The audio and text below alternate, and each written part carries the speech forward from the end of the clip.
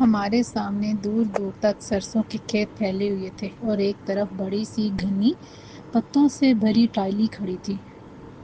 ہم دونوں پھٹی پھٹی نگاہوں سے سامنے دیکھ رہے تھے۔ یہ کیا ہے؟ راول نے بھرائی ہوئی آواز میں کہا۔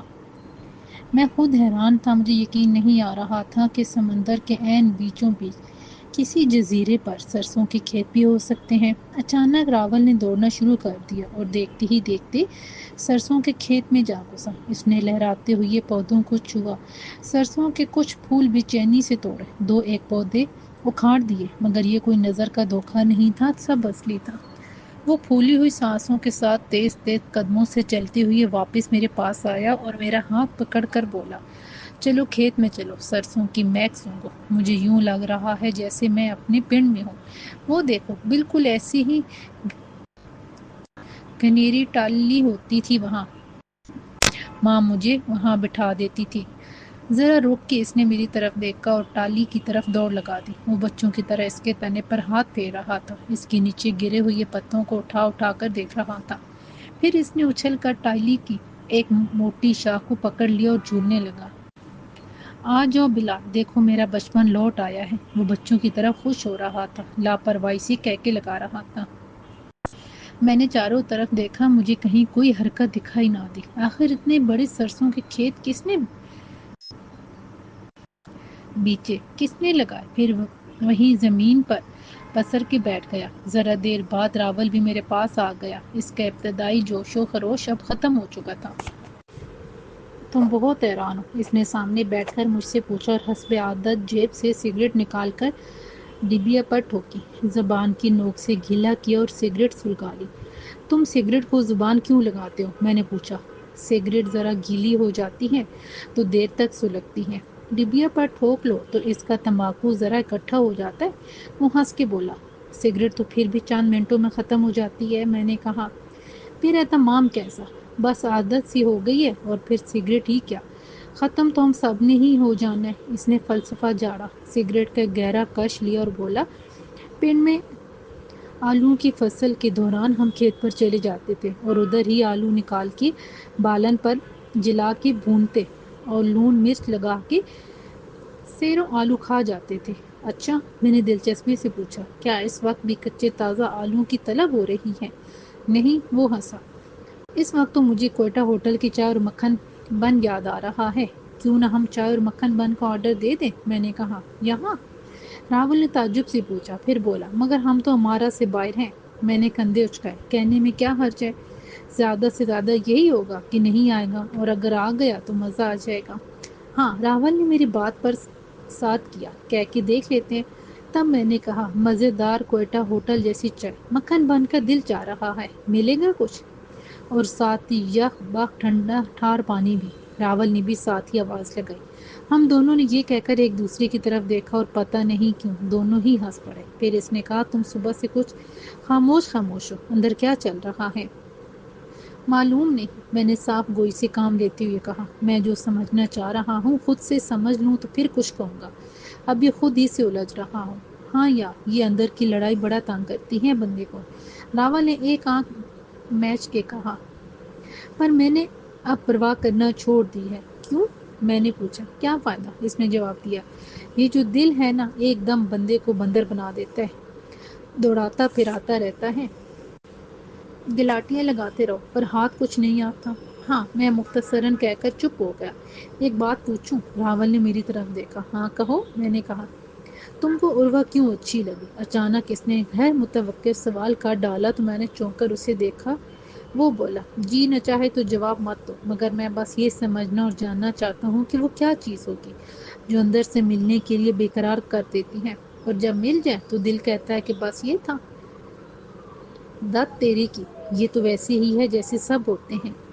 تب دل ہی مر جاتا ہے۔ میں اس کی طرف خاموشی سے دیکھتا رہا۔ اس نے پوچھا، بولتی کیوں نہیں؟ کیا بولوں؟ میں نے جواب دیا۔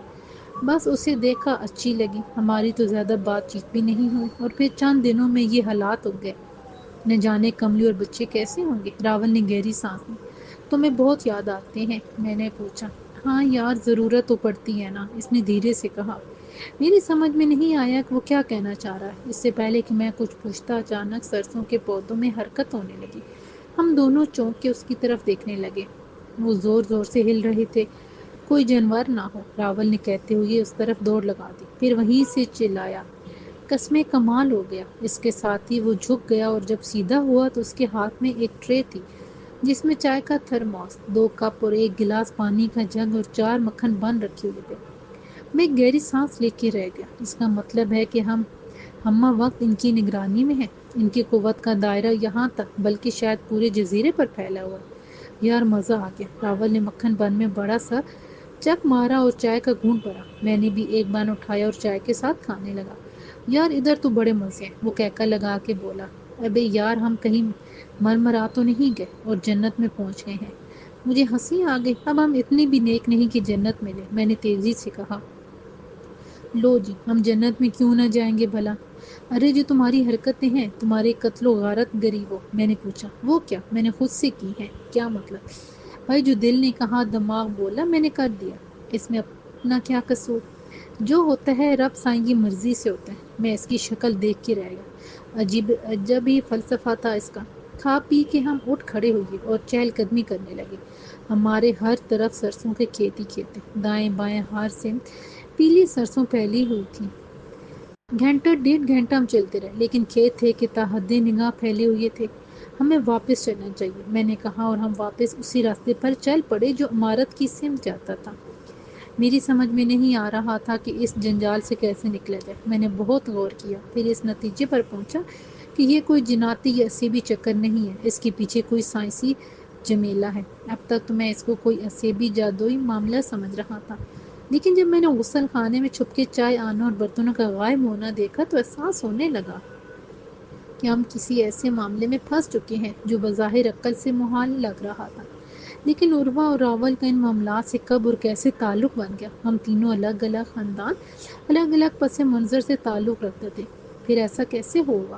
کیا ہماری مرضی کا کوئی ایک چراغا ایسا تھا جہاں سے ہم تینوں ایک دوسرے سے منسلک تھے؟ کوئی پرانا ماضی کا قصہ، میری پیدائش کا تعلق، قادری بھائی کا پانی والا کہنا، پنڈت مدن موہن کا نیلموں پتھر کی تلاش میں مجھ تک پہنچنا، ان سب میں ایک ہی چیز مشترک تھی کہ پانی کا کوئی نہ کوئی تعلق ہماری ذات سے ضرور تھا۔ لیکن ان سب کے باوجود ہم دونوں کو یہاں رکھنے کا مقصد کیا تھا؟ اور پھر عروہ کے روپ میں کسی اور کا آنا اور نیلموں پتھر سے مجھے برگشتہ کرنا، کیا اس نیلموں پتھر کا کوئی ایسا راز ہے جو میں نہیں جانتا؟ سوالات تھے کہ دل و دماغ میں ہلچل مچائے ہوئے تھے۔ میں نے گھڑی دیکھی، رات کے 11 بج رہے تھے۔ راول کو اپنے کمرے میں گئے ہوئے 2 گھنٹے ہو چکے تھے۔ ہم نے 8:30 بجے کے قریب کھانا کھایا تھا۔ تھوڑی دیر گپ شپ کر کے وہ چلا گیا تھا، لیکن مجھے نیند نہیں آ رہی تھی۔ میں اٹھ کر برآمدے میں آ گیا اور سرسبز لان کے درمیان بنی بیضوی سی گول عمارت کو دیکھنے لگا۔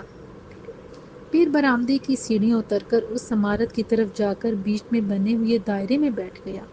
چند لمحے میں ادھر ادھر دیکھتا رہا۔ چاروں طرف ایک گہرا سناٹا چھایا ہوا تھا، ہلکی ہلکی ہوا چل رہی تھی، فضا میں خوشگوار سی خنکی تھی۔ میں نے ایک گہری سانس لی، اپنے حواس کو مجتمع کیا اور کہا، میں تم سے بات کرنا چاہتا ہوں۔ میں نے ذرا دیر کے بعد دوبارہ سابارہ کہا، لیکن کوئی جواب، کوئی ہلچل نہیں ہوئی۔ میں کافی دیر تک انتظار کرتا رہا کہ شاید کوئی جواب، کوئی سرگوشی سنائی دے، جیسے پچھلے دنوں سرگوشیاں سنائی دیتی تھی۔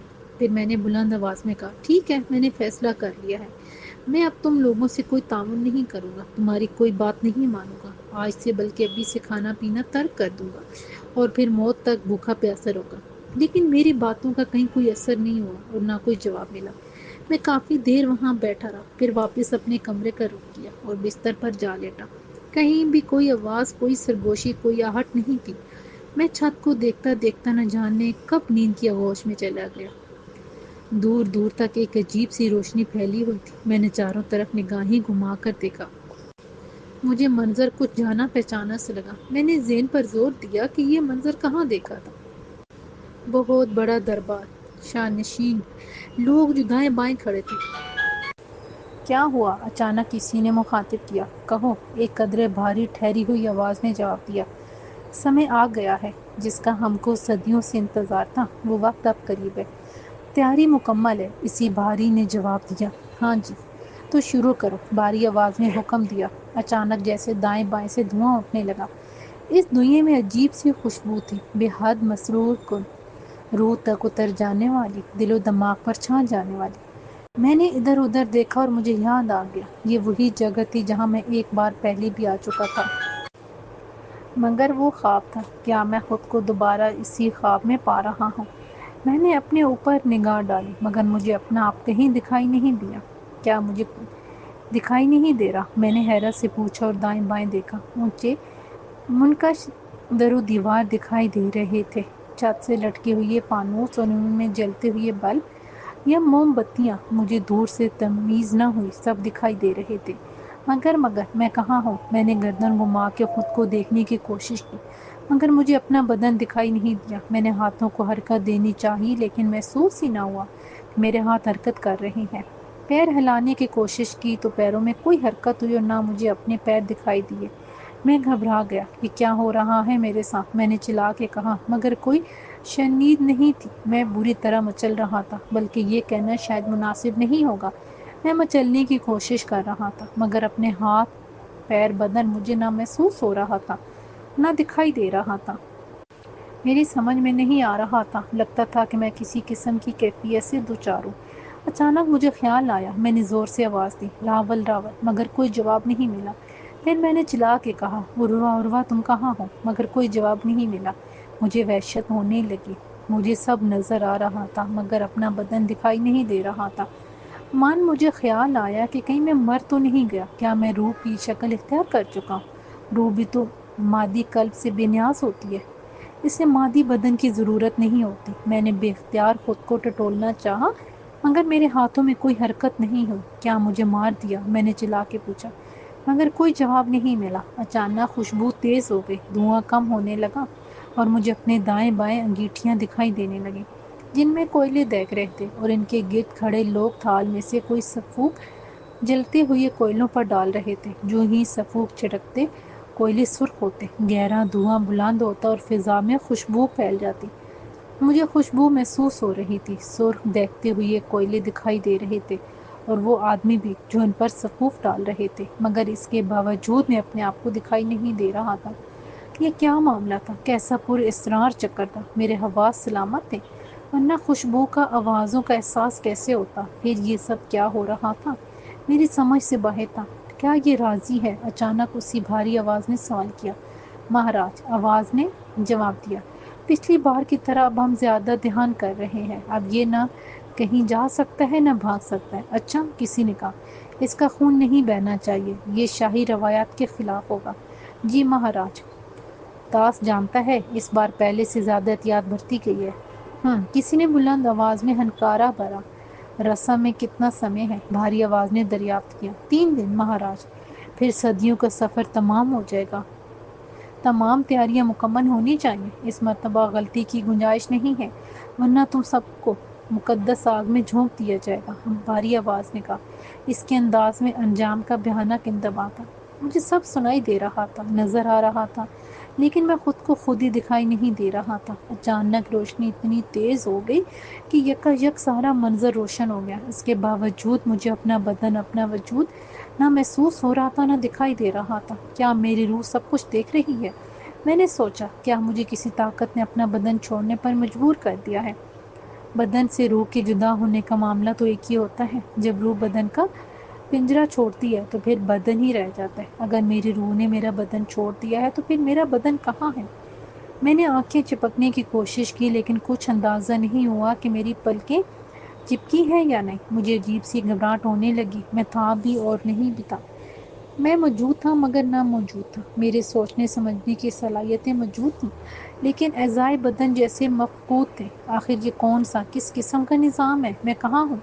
مجھے اپنے سوالوں کا کوئی جواب نہیں مل رہا تھا کہ اچانک جیسے میرے ذہن میں چمکا ہوا، رسم میں کتنا وقت رہ گیا ہے اور شاہی خون شاہی روایت کے مطابق بہنا نہیں چاہیے، یہ تو میرا ذکر ہو رہا ہے۔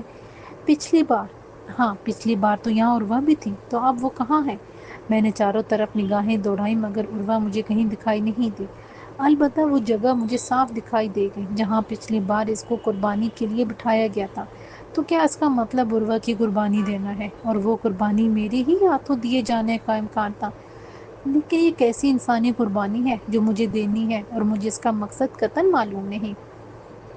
اچانک ایک طرف سے کچھ لوگ آتے دکھائی دیے۔ ان کے ہاتھ میں جلتی ہوئی مشعلیں تھیں اور وہ کسی نامانوس زبان میں کچھ پڑھ رہے تھے۔ میری سمجھ میں زبان نہیں آ رہی تھی، لیکن ان کے الفاظ میں بلا کی کشش تھی۔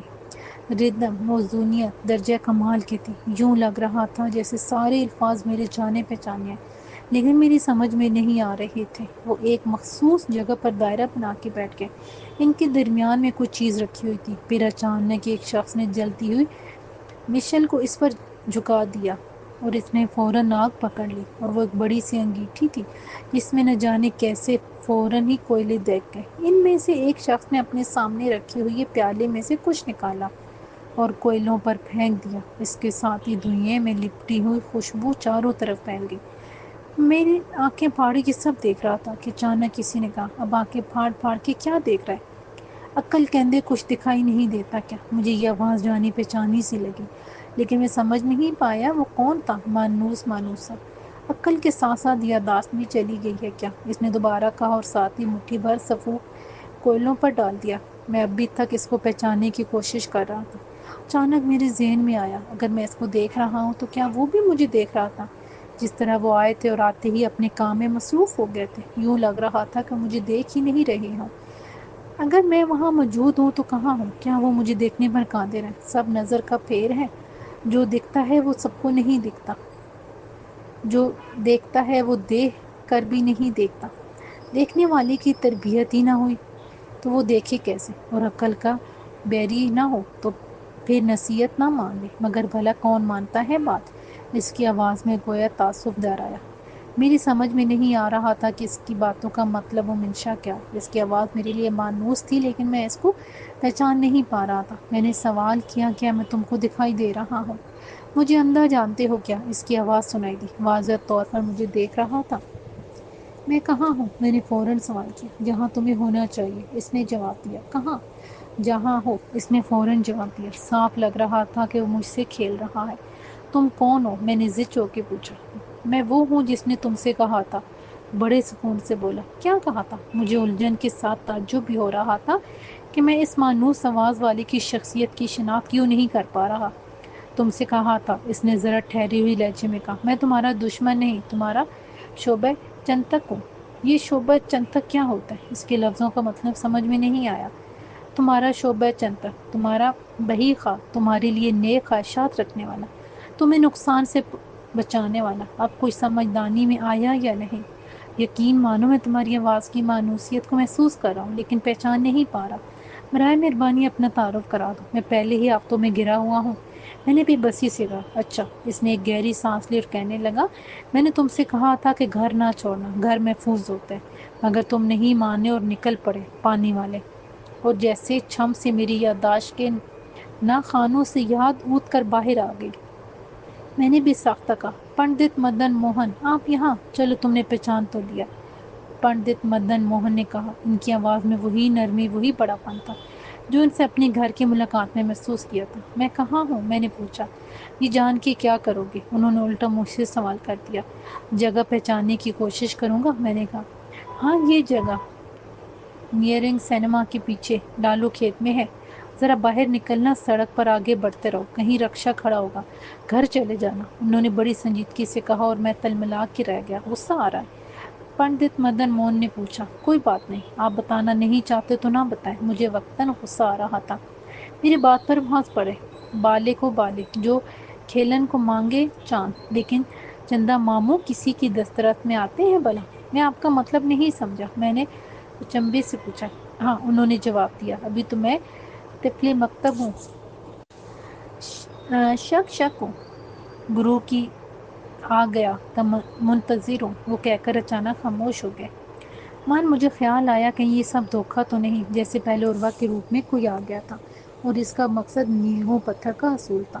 میں سوچ رہا تھا اور پنڈت مدن موہن اپنے ساتھیوں کے ہمراہ کوئی بھجن گا رہے تھے۔ میں نے سوچا مزید سوالات کروں، مگر وہ تو کسی بات کے سیدھے جواب ہی نہیں دے رہے تھے، اور پھر کیا پتا یہ پنڈت مدن موہن ہے یا نہیں۔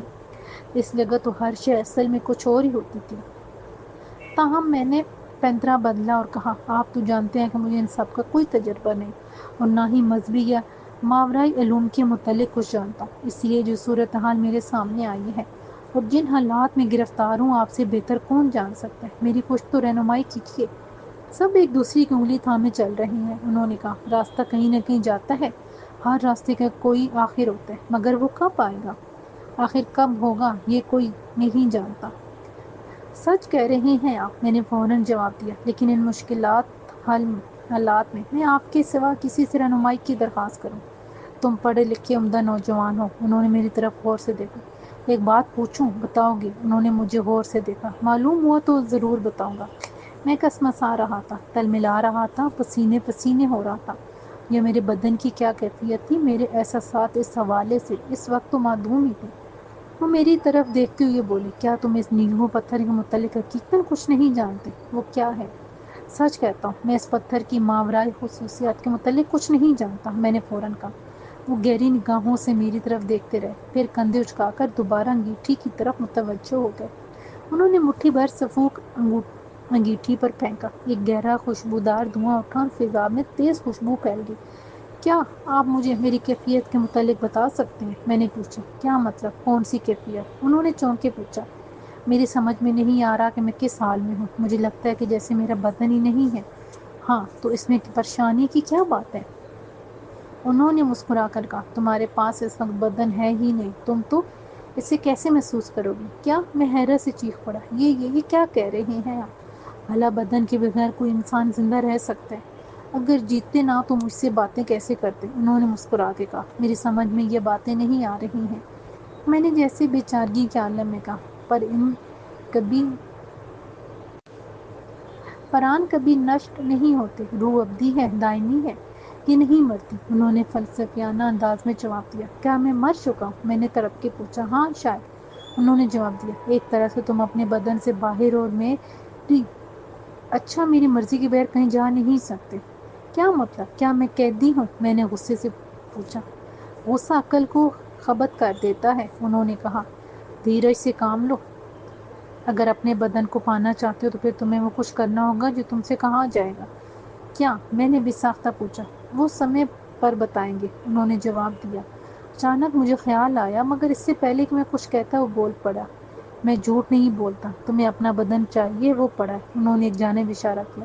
ایک دم جیسے وہاں سے پردہ سرک گیا۔ میں نے دیکھا کہ میں اسی کمرے میں اسی بستر پر پڑا تھا، سیدھا چت لیٹا ہوا تھا۔ میں نے جلتی جلتی پلکیں جھپکائیں، میں اپنے ہی سامنے اپنے آپ کو دیکھ رہا تھا۔ کیا میں خواب دیکھ رہا ہوں، کسی سپنے میں ہوں یا نظر بندی کا شکار ہوں؟ یہ نہ خواب ہے نہ وہم ہے۔ مجھے پنڈت مدن موہن کی آواز سنائی دی، لیکن یہ کیسے ممکن ہے؟ میں نے ہکلاتے ہوئے پوچھا۔ کیا تم اپنے بدن میں واپس جانا چاہتے ہو؟ انہوں نے پوچھا۔ ہاں، میں نے بلا تامل جواب دیا۔ اچھا، پھر سمے کی دھارا کا انتظار کرو۔ اچھا، مجھے خیال آیا۔ میں نے پوچھا، عروہ اور راول کہاں ہیں؟ اس حالت میں بھی تمہیں ان کا خیال ہے؟ انہوں نے مسکرا کے پوچھا۔ میں نے فیصلہ کر لیا تھا، جب اوکھلی میں سر دیا تو موسموں کا کیا ڈر؟ میں نے سوال کیا، عروہ کو یہاں لانے کی کیا وجہ؟ ہمیں عروہ کو لانا تھا کیونکہ اس کے بغیر رسم مکمل نہیں ہو سکتی جس کا ہم سینکڑوں برسوں سے انتظار کر رہی ہیں۔ کیا مطلب؟ میں نے سوال کیا، کون سی رسم اور کس کا انتظار؟ 1050 برس، انہوں نے اطمینان سے جواب دیا۔ 1050 برس کے بعد یہ موقع آتا ہے جب دیوتا اس زمین کا رخ کریں گے، سمندر پھٹے گا اور ہم اپنا راستہ ڈھونڈ لیں گے۔ اس سے پہلے دسیوں بار یہ کوشش ہو چکی ہے، لیکن اب کامیابی ہمارا مقدر بنے گی۔ ہر بار کچھ کمی رہ جاتی تھی، کبھی ایک کا مسئلہ پڑ جاتا تھا اور کبھی دوسرے کا، مگر اس بار مثلث نہیں، مربع مکمل ہے، ہر شے موجود ہے۔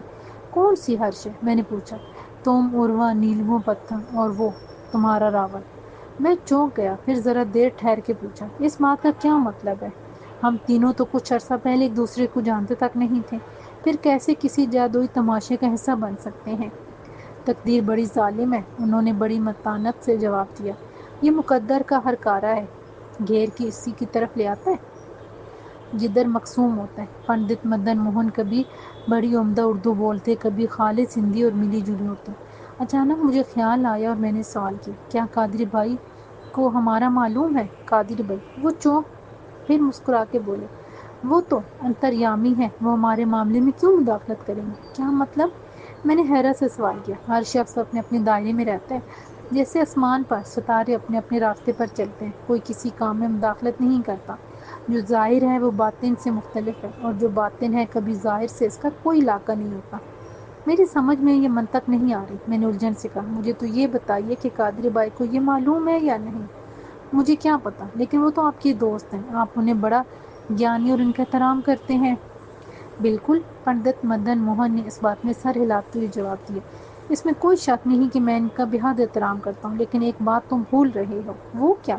میں نے بے صبری سے پوچھا۔ تمہارا اور ان کا دھرم ایک ہے، جیسے میں ان کے دھرم کے بارے میں مداخلت نہیں کر سکتا، ان کے معاملات میں، ان کے فیصلوں میں اپنا زور زبردستی نہیں ڈال سکتا، اسی طرح وہ ہمارے مذہب کے معاملات میں مداخلت نہیں کر سکتے۔ اسی لیے تو ان کو اس معاملے سے دور ہی رکھو۔ وہ ان معاملات میں تمہاری کوئی ساتھ کوئی مدد نہیں کر سکتے۔ اچھا، میرا سارا جوش جیسے بیٹھ سا گیا۔ یہ دنیا طاقت کی ہے، پنڈت مدن موہن نے کہا۔ ہم سے ہاتھ ملا لو، ہم کو اپنا شبہ چند تک اپنا بہی خواہ مان لو، ہم تمہارے دشمن نہیں۔ اچھا، میں نے استہزائی انداز میں جواب دیا، یہ تو آپ مجھے بڑی نیک صلاح دے رہے ہیں۔ ہاں، میں کسی کا برا نہیں چاہتا، انہوں نے متانت سے کہا۔ لیکن مجھے کیا کرنا ہوگا؟ میں نے پوچھا۔ کچھ بھی نہیں، بس جو ہم کہیں وہ کرنا ہوگا۔ مثلاً؟ میں نے سوال کیا۔ ایک تو تم بولتے بہت ہو، وہ جیسے زچ ہو گئے۔ اچانک میں نے پنڈت مدن موہن کے پیچھے ایک پرچھائی دیکھی۔ انہوں نے چونک کر ادھر ادھر دیکھا، مگر ان کو کچھ دکھائی نہیں دیا۔ مجھے حیرت ہوئی، جب وہ میری روح کو دیکھ سکتے ہیں تو اس پرچھائی کو کیوں نہیں دیکھ پا رہے؟ اچانک انہوں نے مجھے مخاطب کیا۔ تم کس کو دیکھ رہے ہو؟ کہ کیا مطلب؟ میں نے گڑبڑا کے کہا۔ بھلا میں کس کو دیکھوں گا؟ مجھے تو آپ لوگوں کے سوا کوئی دکھائی نہیں دے رہا۔ اچھا، ان کا انداز شک آلود تھا۔ مجھے حیرت ہوئی، وہ پرچھائیاں بددستور اپنی جگہ موجود تھیں۔ میری سمجھ میں نہیں آ رہا تھا کہ میں کس قسم کی صورتحال میں پھنس گیا ہوں۔ میں نے اس طرف دیکھا جس طرف پنڈت مدن موہن نے اشارہ کر کے مجھے اپنا جسم دکھایا تھا۔ اب وہاں کچھ نہیں تھا۔ پنڈت مدن موہن نے اچانک اپنا بھجن ختم کیا اور تیزی سے باہر نکل گئے۔ انہوں نے پلٹ کر میری طرف دیکھنا بھی گوارا نہیں کیا تھا۔ ان کے جاتے ہی وہ پرچھائیاں جیسے تیرتے ہوئے میری طرف آئیں اور میرے سامنے مجسم ہو گئی۔ وہ راز تھی، راز یہ۔ میں حیرت بھری نگاہوں سے اسے دیکھتا رہ گیا۔